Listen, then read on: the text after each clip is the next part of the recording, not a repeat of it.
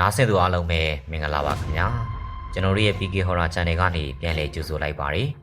်ဒီနေ့မှာတင်ဆက်ပေးသွားမယ့်ဇာတ်လမ်းကတော့စာရေးဆရာအကစောရေးသားထားတဲ့ဖျားငါးစုကျိန်စားဆိုတဲ့ဇာတ်လမ်းကိုအစအဆုံးတင်ဆက်ပေးသွားမှာပဲဖြစ်ပါတယ်ဒီဇာတ်လမ်းကိုတင်ဆက်ပေးသွားမယ့်သူကတော့ကျွန်တော်ကိုပိုင်ပဲဖြစ်ပါတယ်ခင်ဗျာပရိသတ်များအားလုံးကလည်းနားဆင်ပေးပါဦးခင်ဗျာ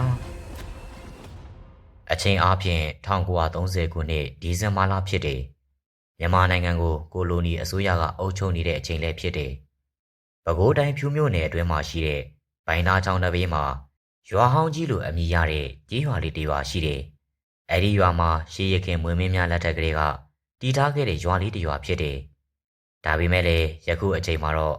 ့အဲဒီရွာကြီးဟာတပြေးပြေးနဲ့ကောလာပြီးရွာငယ်လေးအဖြစ်သာကျန်နေခဲ့တယ်။အဲဒီရွာလေးမှာဘိုင်နာချောင်းကြီးကိုအားပြုပြီးလေယာလုပ်ငန်းများကိုလုပ်ကင်အသက်မွေးကြတယ်။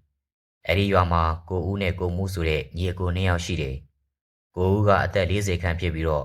ညီဖြစ်သူကိုမှုကတော့အသက်30ကျော်ပြီဖြစ်တယ်။ကိုဦးကအိမ်အောင်ရက်သားကြပြီးကလေး3ယောက်ရှိတော့လေညီဖြစ်သူကိုမှုကတော့အိမ်အောင်ရက်သားမကြသေးဘဲနဲ့လူပြိုကြီးအဖြစ်သာရှိနေပါတယ်။ကိုမှုဟာမိန်းမများကိုစိတ်ဝင်စားပေနဲ့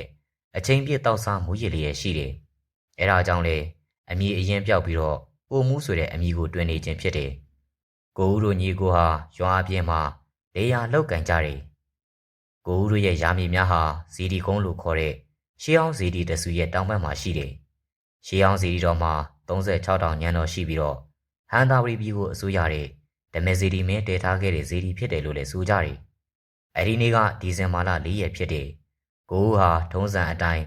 လေယာလုပ်ငန်းများကိုလုပ်ကင်နေပါသည်။ကိုမှုကတော့နွားတရှင်းကို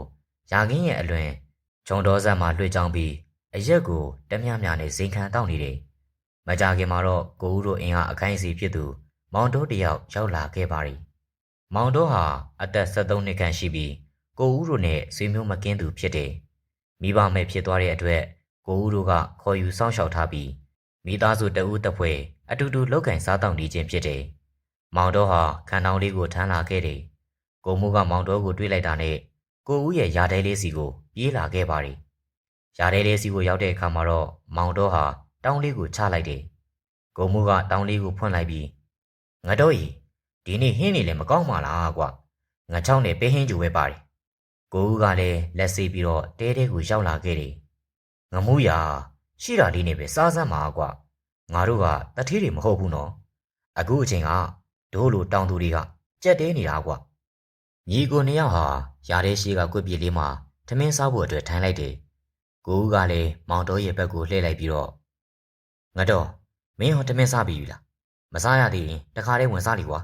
။သုံးဦးသားဟာထမင်းလက်စုံစားလိုက်ကြတယ်။ထမင်းစားပြီးတဲ့အခါမှာတော့နေလေတစ်ချက်တီးကြော်ပြီးဖြစ်တယ်။ဆောင်းတွင်းတွေကကျဲကျဲတောက်ပူနေခဲ့ပါတယ်။သုံးယောက်သားဟာထမင်းစားတော့ပြီးတဲ့နောက်မှာတော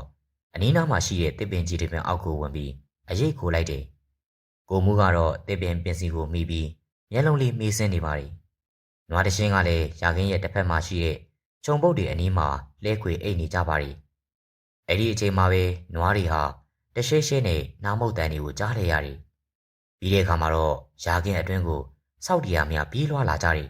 ။အဲ့ဒီအဖြစ်ကိုမြင်တဲ့ကိုဦးဟာမေးစင်းနေတဲ့ကိုမှုကိုပုံနှိုးလိုက်ရင်လည်းဟေးကောင်ကမှု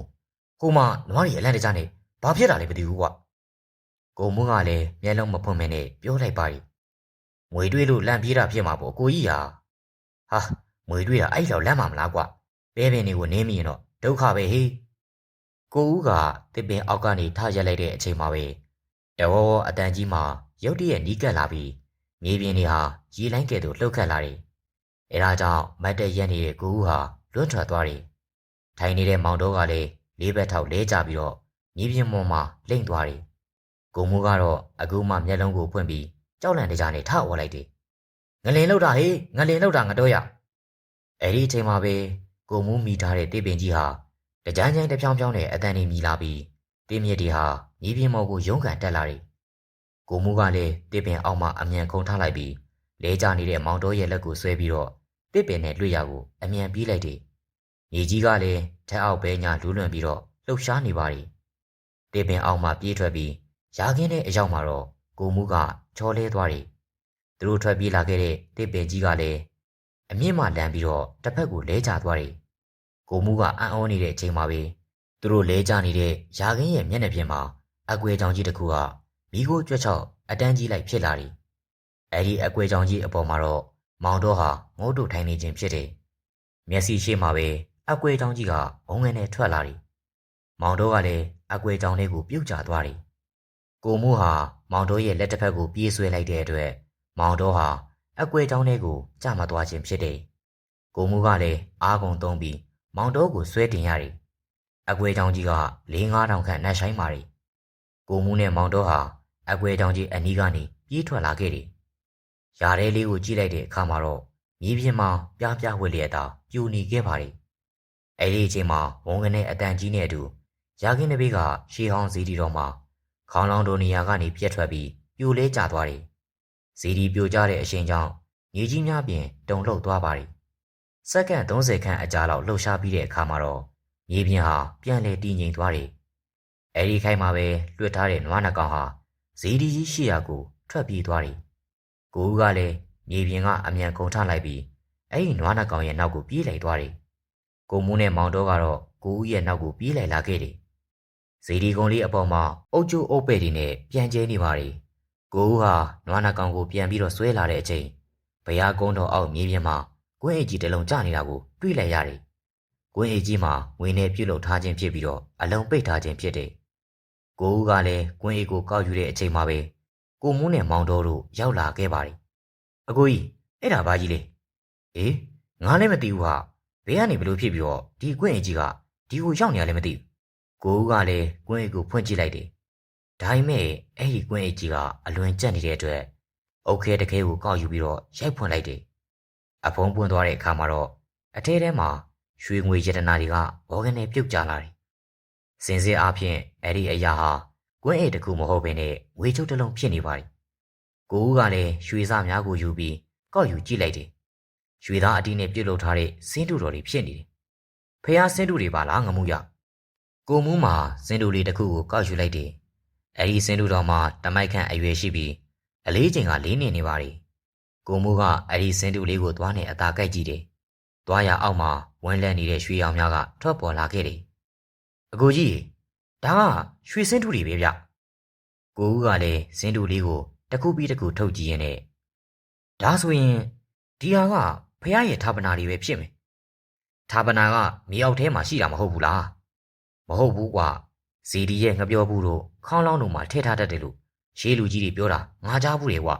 ။ဖြစ်နိုင်တယ်ကိုကြီး။အခုကဖះပြူကြတော့ထွက်လာတာများလား။ဒါဆို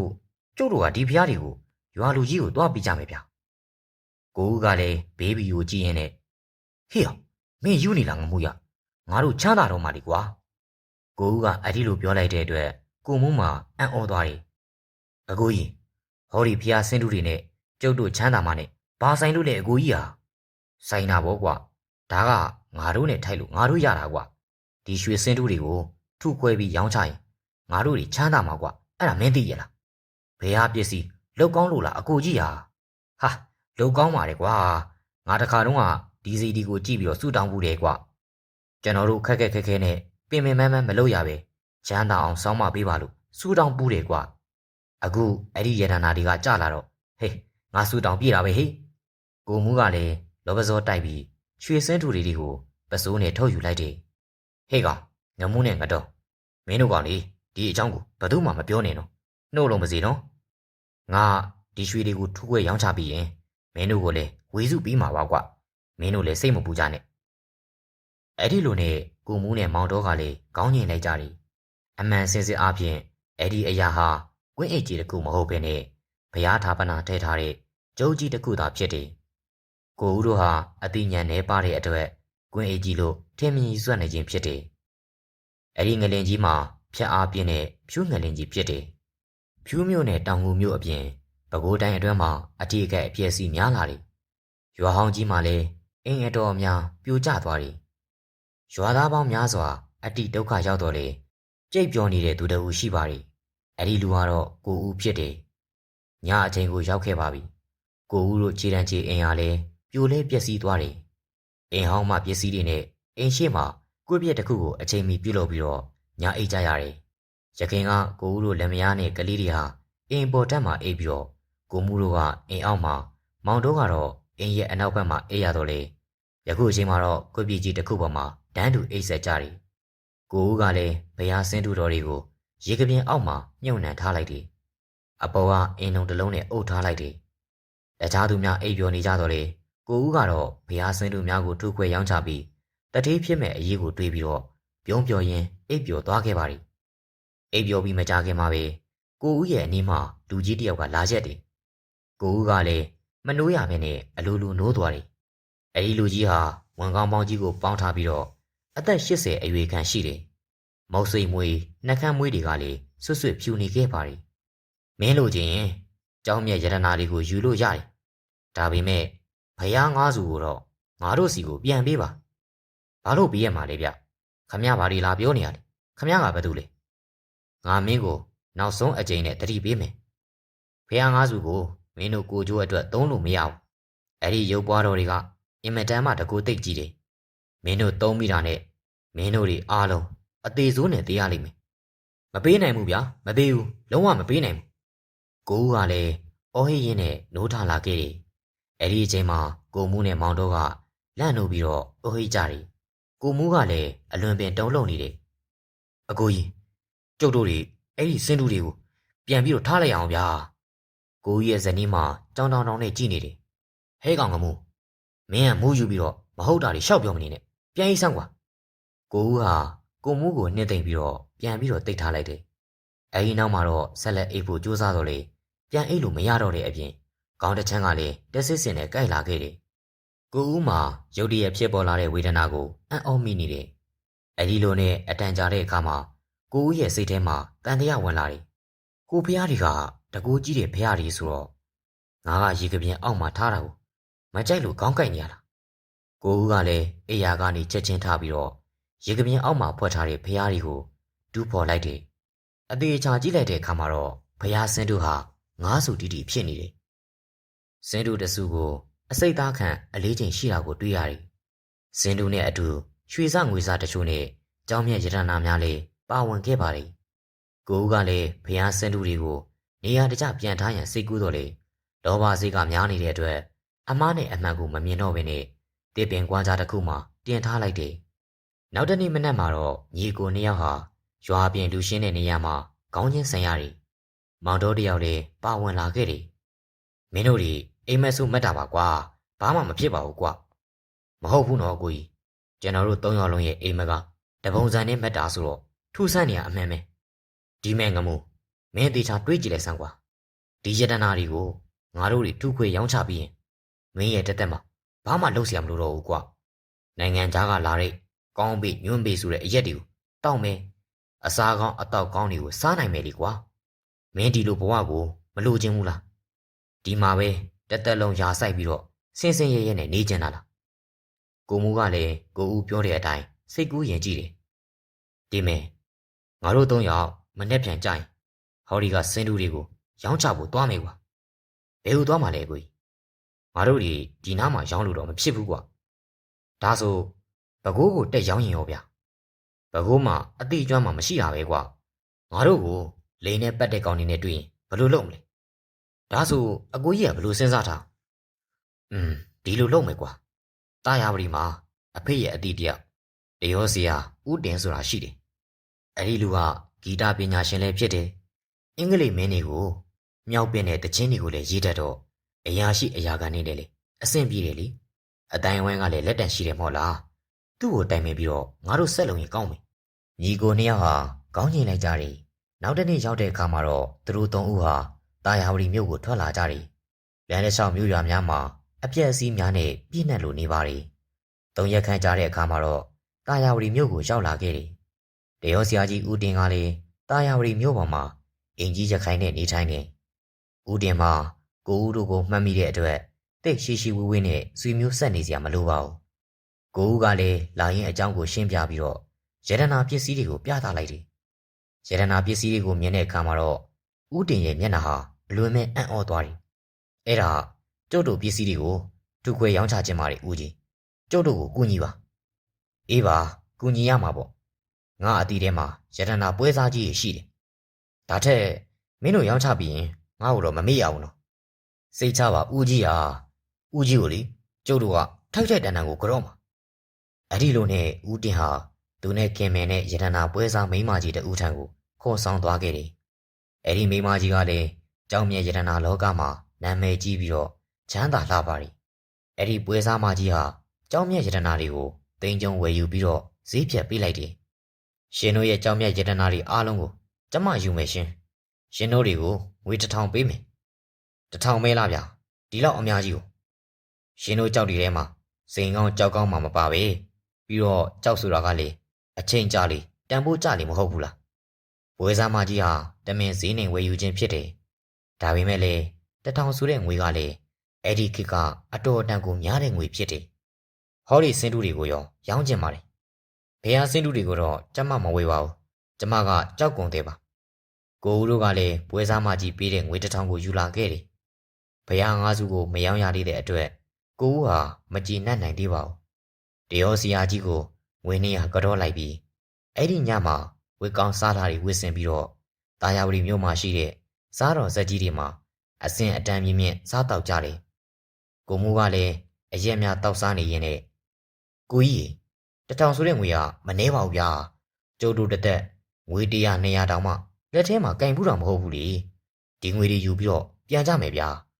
ဟိုဖះဆင်းတူတွေကိုတော့ရွာလူကြီးရဲ့လက်ထဲကိုပြန်ပြီးတော့အပ်လိုက်မယ်ဗျာဟာမင်းကတော်တော်ညံမရှိတဲ့ကောင်ပဲကွာဒီဆင်းတူတွေကိုအပ်လိုက်ပြီးတော့ငါတို့စားနိုင်တောက်နိုင်နေဆိုရင်ရွာလူတွေကဘလို့ထင်မလဲကွာတက်စားလေကြက်သွင်းနှစ်တက်စားလေကြက်သွင်းပဲကွာဒီအခြေအနေရောက်မှာတော့မထူးတော့ဘူးကွာမောင်တော်ဟာညီကိုနှစ်ယောက်စကားပြောဆိုနေရကိုတတိမထားဘဲနဲ့စားတောက်နေရတာရှိတယ်။ကိုဦးကလည်းတရောဆရာကြီးရဲ့ဘက်ကိုလှည့်လိုက်ပြီးဦးကြီးကျန်တဲ့ရွှေစင်းတူတွေကိုရောင်းဖို့လုပ်ပါအောင်ဦးကြီးဟာအဲ့ဒါကြီးရောင်းထွက်ရင်လေဦးကြီးကိုကြော့ပါအောင်မယ်။တရောဆရာကြီးကလည်းတစ်ချက်စဉ်းစားလိုက်ပြီးတော့ခဏနေဦးတော့ကိုဘရင်ဆိုတာကျုံနေတော့အတိပဲ။သူ့ရဲ့ဆရာကတစ်တော်ဝင်တော့မစ္စတာဖီကလက်တဲ့ကိုဘရင်တခါပြောဘူးလေသူ့ရဲ့ဆရာကရှေးအောင်စင်းတူတော်တွေရုပ်ပွားတော်တွေကိုဝယ်ယူစုဆောင်းနေတယ်ဆိုပဲအင်္ဂလိပ်ကြီးကဖះဆင်းတူကိုဝယ်ပါမလားဗျာဝယ်မှာပါကွာငါကရှေးအောင်ပစ္စည်းတွေကိုတိတ်နားမလဲပေမဲ့အဲ့ဒီဆင်းတူတွေကိုကြည့်ရတာရှေးအောင်ဆင်းတူပုံစံတွေပဲကွာရွှေနဲ့လှုပ်ထားတာဆိုတော့တန်ဖိုးလဲကြီးမယ်နဲ့တူတယ်မစ္စတာပီကလက်လည်းကြိုက်မှသေးကြပါတယ်ကွာဒါဆိုလဲဆက်သွယ်ပေးပါဗျာမင်းတို့ကဒီမှာ1ရက်2ရက်နေအောင်ငါကကိုဘရင်ကိုဆက်သွယ်လိုက်မယ်အဲ့ဒီလိုနဲ့ကိုဦးတို့လူတစုဟာတရောဆရာကြီးဦးတင်ရဲ့နေအိမ်မှာတောင်းတင်နေခဲ့တယ်။ဒေါ်အုပ်ဦးဘရင်မှာဒေါ်အတွင်းကိုကွန်းဆင်းသွားတဲ့အတွက်တပတ်ခန့်စောင့်နေရတယ်။အဲဒီအခိုက်မှာပဲကိုမှုတယောက်ကပြဿနာရှာလိတယ်။မူးလာတဲ့အခါတိုင်းအိမ်နီနာချင်းတွေပုံဆိုင်ကလူတွေကိုဘုရားဆင်းတူတော်တွေနဲ့ရတနာတွေရဲ့အကြောင်းကိုပြောပြလိရှိတယ်။အဲဒီလူအများစုဟာကိုမှုရဲ့ဇာကားကိုမယုံကြည်တော့လေကိုဦးကတော့အလွန်ပင်ဒေါသထွက်လျက်ရှိတယ်။မုံမုံနဲ့အိမ်ပြန်လာတဲ့ကိုမှုရဲ့လက်ကုပ်ကိုကိုဦးကဆောင့်ဆွဲလိုက်တယ်ဒီမဲငမုံမင်းရဲ့ပါဇက်ကိုစီကန်းရှိစားမှာကွာငါတို့တွေစင်တူခိုးရောင်းတာလူတွေတိသွားရင်အမှုပတ်နေအောင်မေအကိုကြီးဟာကျုပ်ပြောပြီးသားပဲမဟုတ်လားအဲ့ဒီစင်တူတွေကိုပြန်ပေးလိုက်ပါလို့မပေးနိုင်ဘူးကွာငါကန်ကောင်းလူရလာတာဘသူ့ကိုမှမပေးနိုင်ဘူးဒီမဲငမုံနောက်တစ်ခါမင်းဒီအကြောင်းတွေကိုလူတွေကိုထပ်ပြောလို့ရတော့မင်းကိုငါတတ်မယ်မင်းနားလေလားငမုံဟာ PDD နဲ့ပြုံးပြီးတော့ခေါင်းငင်လိုက်တယ်ဒါပေမဲ့ငမှုကပါဇက်မလုံးပါဘူးအဲ့ဒီအကြောင်းကိုပြောမေးပြောဆဲပင်ဖြစ်တယ်ဦးတင်ရဲ့ခြေရင်းအိမ်မှအိမ်နီးနားချင်းပင်ဦးတင်ကိုအဲ့ဒီအကြောင်းကိုမေးမြန်းလာတယ်ဦးတင်ကလည်းနှုတ်လုံဖို့အတွက်ကိုဦးကိုသာအပြစ်တင်ပါတယ်ကိုမှုကလည်းထပ်မံပြောနေတဲ့အတွက်ကိုဦးတရားဟာစိတ်မထိန်နိုင်တော့ပါဘူးနောက်တနေ့မှာတော့ကိုဦးဟာကိုမှုကိုခေါ်ဆောင်ပြီးတနေရာကိုခေါ်ထုတ်လာခဲ့တယ်ညီကိုနှစ်ယောက်ထွက်သွားတာကိုမြင်လိုက်တဲ့မောင်တော်ကလည်းအနောက်ကနေမယောင်မလင်နဲ့နောက်ယောင်ခံပြီးတော့လိုက်လာခဲ့တယ်။ကိုဦးတို့ညီကိုဟာမြို့အပြင်မှာရှိတဲ့ဇီးရဲကြီးတစ်ခုကိုရောက်လာခဲ့တယ်။ဇီးရဲကြီးပေါ်မှာထိုင်ရင်းနဲ့မကြခင်အချိန်မှာကိုဦးကလွယ်အိတ်အတွင်းမှာပလင်းတစ်လုံးကိုထုတ်ယူလိုက်တယ်။ဒါကဘာပလင်းကြီးလဲအကိုကြီး။နိုင်ငံခြားပြည်အရက်ပါငမှုရဦးတင်ပြောတာတော့စကော့ဝီစကီဆိုလာပဲကွာ။ငမှုကလည်းအရက်ပလင်းကိုယူပြီးတော့မော့တောက်လိုက်တယ်။အရက်ကကောင်းလိုက်တာဗျာ။ဒါပေမဲ့အနံ့ကြီးကတော့တမျိုးကြီးပဲဗျအဲ့ဒါထက်အကူကြီးဟာဘာစိတ်ကူးပေါ့လို့ကျုပ်ကိုတီကိုခေါ်လာငမို့ မင်းရတနာရီရတဲ့အကြောင်းကိုရှော့ရှော့ပြောမနေနဲ့နော်ကျုပ်လည်းမူးလို့ပြောမိတာပါအကိုကြီးဟာနောက်ဆိုမပြောတော့ပါဘူးအေးပါညီလေးရနောက်ဆိုရင်မင်းလည်းပြောနိုင်မှာမဟုတ်တော့ပါကိုဦးကတစ်ချက်ပြုံးပြလိုက်တယ်ကိုမူးကလည်းအရက်ပလင်းကိုဖင်ထောင်အောင်မော့တော်လိုက်တယ်ညီကိုနှစ်ယောက်ဟာဆက်ထိုင်နေရင်းနဲ့နိုင်ဝက်ခန့်ကြားတဲ့အခါမှာတော့ကိုမူးတစ်ယောက်ဟာခေါင်းတွေကမိုးဝေလာခဲ့ပါသည်အကိုကြီးကျုပ်ကောင်းနေမူးလာတယ်ဗျာရင်မက်ထဲကလည်းပူလာတယ်လို့ပဲဘလို့ဖြစ်တာလဲမသိဘူးကိုဦးဟာမတ်တက်ရက်လိုက်တယ်ကိုမူးကလည်းမတ်တက်ရက်လိုက်တော့လေမထနိုင်မင်းနဲ့လေးဖက်ထောင်လဲကျသွားတယ်အဲ့ဒီအချိန်မှာတော့ဗဇက်ထဲကနေအဖြူရောင်အရည်တွေနဲ့အတူသွေးတွေကဘောကနေအန်ကျလာတယ်ကိုမူးကလည်းဇရက်ရဲ့ကြမ်းပြင်းမှာလူးလွင်ပြီးတော့အော်ဟစ်နေတယ်အကိုကြီးပူတယ်ကျုပ်ရင်နေပူတယ်ဘိုက်ထဲမှာလည်းဦးရီကတထောင်းထောင်းနဲ့ပြက်ထွက်နေတယ်လို့ပဲဗျာအကိုကြီးကျုပ်ကိုဘာလုပ်လိုက်တာလဲကိုဦးကလည်းကိုမူးကိုငုံကြည့်ပြီးကောက်ကျစ်ဆင်းလိုက်တဲ့အပြုံးနဲ့အေးမင်းနောက်ဆိုရင်ရှောက်မပြောနိုင်တော့ဘူးငမိုးရသွားတော့ငရဲပြီကိုအေးရအေးကြောင်သွားတော့ကိုဦးဟာဇရက်ပေါ်ကဆင်းသွားခဲ့တယ်ကိုမူးကလည်းသွေးများအန်ထွက်လျက်အတန်ကြောင်အောင်လူးလွင်ရင်နဲ့မကြခင်အချိန်မှာတော့ငိမ့်သက်သွားတယ်အဲ့ဒီအဖြစ်အပျက်ကိုအနောက်ကနေနောက်ရောက်ခံလိုက်လာတဲ့မောင်တော်တယောက်ဟာတွေးရှိသွားခဲ့တယ်ရတနာပစ္စည်းတွေရဲ့အရေးကြောင့်ညီအရင်ဖြစ်သူကိုအစိတ်ခတ်တက်လိုက်တဲ့ကိုဦးရဲ့အဖြစ်ကိုတွေးပြီးမောင်တော်ဟာကြောက်လန့်နေပါတယ်ကိုဦးကညီကိုရင်းတောင်တက်ပစ်တာဆိုတော့ငါ့ကိုလည်းတက်ဖို့ဝင်လေးမှာမဟုတ်ဘူးဒီအကြောင်းတွေကိုငါသိသွားတယ်ဆိုရင်ငါ့ကိုလည်းကျင်းတည်တတ်မှာပဲငါဒီအကြောင်းတွေကိုမသိကြအောင်ဆောင်ပြီးတော့လှုပ်ဝက်ထားမှရမယ်ကိုဦးကတဏှာကိုဝင်နေတဲ့အတွက်မောင်တိုးတယောက်ဟာအင်ကိုအရင်ရောက်နေပါသည်တခါမှအရက်မတောက်ဘူးတဲ့ကိုဦးဟာအဲ့ဒီညမှာအရက်တီကိုတောက်ပြီးမိုးရစ်ပြီးတော့အိမ်ပြန်လာခဲ့ပါသည်မောင်တိုးကလည်းမသိကြအောင်ဆောင်လိုက်ပြီးကိုမှုကိုမတွေ့ပါလားဗျအာအဲ့ကောင်တနေ့ရမှမိုးပြီးသွားအိမ်နေရဖြစ်မှာပေါ့ကွအဲ့ဒီအချိန်မှာပဲတရောဦးတင်တဲ့အတူကိုဘရင်လိုက်ပါလာတယ်ကိုဦးကလည်းကိုဘရင်ကိုရွှေစင်းတူတွေကိုပြသပေးလိုက်တယ်ရှေးဟောင်းရွှေစင်းတူတော်တွေကိုတွေ့ရတဲ့အခါမှာတော့ကိုဘရင်ရဲ့မျက်လုံးတွေကအယောင်လက်သွားတယ်ဘယ်လိုလဲကိုဘရင်ဟောဒီကစင်းတူတွေကိုရောင်းလို့ရနိုင်မှာမလားမစ္စတာဖီကလက်ကရောကြိုက်လောက်ရဲ့လားဗျကြိုက်တယ်ဗျတိတ်ကိုကြိုက်တာပေါ့ဗျာကျုပ်ကရှေးဟောင်းပစ္စည်းတွေအကြောင်းကိုတိတ်နားလေတဲ့သူမဟုတ်ပေမဲ့ဟောဒီကစင်းတူတွေကိုကြည့်ရတာကတော့လွန်ခဲ့တဲ့နှစ်ပေါင်း200-300လောက်ကလက်ရာတွေဖြစ်မယ်နဲ့တူတယ်ကျုပ်ကနေပြီးတော့မှဟောဒီစင်းတူတွေကိုမစ္စတာဖီကလက်စီကိုရောင်းပေးပါမယ်ဗျာဒါဆိုကျုပ်ကိုခေါ်သွားပါဗျာကိုဘရင်ကကောင်းချင်းလိုက်တယ်ဟုတ်ပြီလေမနေ့ပြန်ညနေကြရင်မြို့အပြင်ဘက်ကတစ်တော်ဌာနပိုင်နဲ့ဗိုလ်တေးကြီးမှစုံကြမယ်ကိုတင်ကဟောဒီကကိုဦးကိုခေါ်လာခဲ့ကျုပ်နဲ့မစ္စတာဖီကလက်နဲ့အဲ့ဒီဗိုလ်တေးကြီးမှစောင့်နေမယ်ည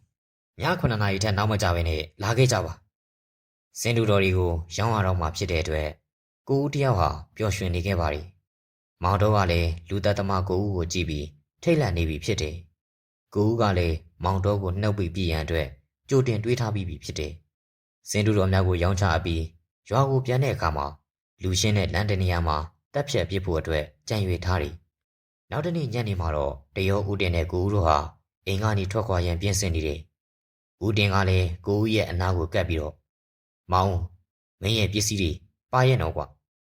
ကိုဦးကလည်းလွဲအိတ်ကိုပုတ်ပြလိုက်ပြီးပါပါတယ်ဦးကြီးဟာအဲ့ဒီအချိန်မှာပဲမောင်တော့ကရောက်လာတဲ့အတွက်ကိုဦးကလည်းငါတော့မင်းကဘဲဦးမှမသွားဘဲနဲ့အိမ်မှာပဲနေခဲ့ဟုတ်ပြီလားကျုပ်လည်းလိုက်ချင်တာပေါ့ကိုဦးရာအေးလိုက်ချင်လဲလိုက်ခဲ့ကွာဒါပေမဲ့ဟိုအိမ်မော်ကိုတော့မတက်နဲ့ဟုတ်ပြီလားကိုဦးကလည်းမောင်တော့ကိုခေါ်ဆောင်လာခဲ့တယ်တေတော်ဌာနပိုင်ယုံကြီးမှာညနေဆောင်နေပြီဖြစ်တဲ့အတွက်လူသူပြင်းမဲ့နေပါသည်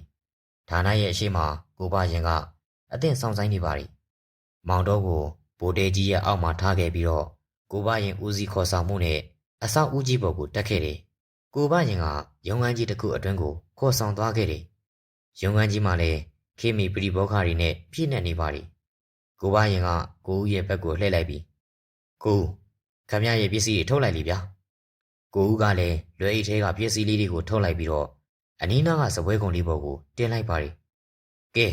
ဘယ်မလဲခမရတို့ရဲ့တစ်တော်ဝန်တောင်မင်းကြီးကကိုဘရင်ကပြုံးလျက်နဲ့အခန်းရဲ့တနေရာကိုညွှန်ပြလိုက်တယ် အဲ့ဒီအချိန်မှာပဲ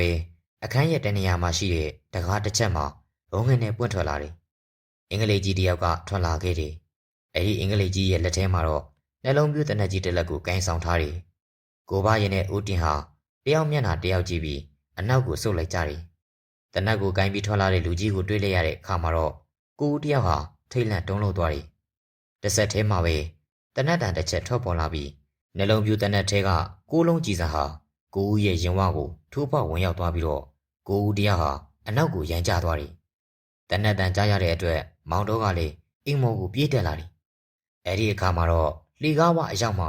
တနက်တန်ရာရပြီးလဲကျနေတဲ့ကိုဦးကိုတွေ့လိုက်ရတယ်။တနက်ကင်ထားတဲ့အင်္ဂလိပ်ကြီးကိုလည်းတွေ့လိုက်ရတယ်။မောင်တော်တက်လာတဲ့အတွက်မစ္စတာဖီကလတ်မှာအလွန်အံ့ဩသွားတယ်။အဲဒါကြောင့်မောင်တော်ရဲ့ဘက်ကိုလှည့်လိုက်ပြီးတနက်နဲ့ပြစ်ထည့်လိုက်တယ်။မောင်တော်ကလည်းအလင်းအမြန်ခုန်ပြီးတော့ရှောင်လိုက်ပါတယ်။ဒါပေမဲ့လည်းတနက်ရဲ့ကြီးစံနှစ်ခုကမောင်တော်ရဲ့လက်နှစ်ဖက်ကိုထိမှန်သွားတယ်။နှလုံးပြူတနက်ထဲမှာထည့်ထားတဲ့ကြီးစံတွေဟာဈေးကြီးလို့ခေါ်တဲ့ကြီးစံလေးများထည့်ထားခြင်းဖြစ်တယ်။အဲဒါကြောင့်မောင်တော်တယောက်ဟာသေးလောက်တဲ့ဒဏ်ရာမရခဲ့ပါဘူး။မောင်တော်ဟာလေကားအတိုင်းလိမ့်ဆင်းသွားတယ်။မြေပြင်ကိုရောက်တာနဲ့မောင်တော်တယောက်ဟာခြေကုန်ပြေးထွက်သွားတယ်။ဒီကောင်လေးမသေးပါလားကွ။မစ္စတာဖီကလတ်ဟာရုံးအတွင်းမှာထွက်ပြေးသွားတဲ့မောင်တော်ကိုငေးကြည့်ပြီးပြောဆိုလိုက်တယ်။တယောက်ဦးတင်ကလည်းအဲ့ဒီကောင်လေးကယူယူပေါ်ပေါ်လေးပါဝင်တော့မင်းအဲ့ဒီလောက်ကတော့မှုမနေစမ်းပါနဲ့တီးသွားတယ်ဒီကောင်ကိုရောဘာလုပ်မလဲဒါများလွဲပါတယ်ဝင်တော့မင်းရအခုပဲပလိတ်တီကိုခေါ်လိုက်မယ်ရုံငန်းလေးကိုခိုးဝင်တဲ့တခုကိုတန်းနဲ့ပြစ်လိုက်တယ်ဆိုရင်ပြီးမသွားဘူးလားအဲ့ဒီခါမှာတော့ဝင်တော့မင်းကလည်းပြုံးလျက်နဲ့ကောင်းတယ်မောင်ပိုင်အဲ့ဒီအကြံကောင်းဆုံးပဲဝင်တော့မင်းဟာစပွဲပေါ်မှာတင်ထားတဲ့ဘုရားငါးစုကိုအသေးချာကင်တွေကြည့်လိုက်တယ်ဥပါရင်ကအနားကိုကပ်ပြီးဘလို့လဲဝင်တော့မင်းစိတ်ကြိုက်တွေ့ရလားတိတ်ကောင်းတယ်မောင်ပါရင်ဒီဖျားတွေကိုကြည့်ရတာ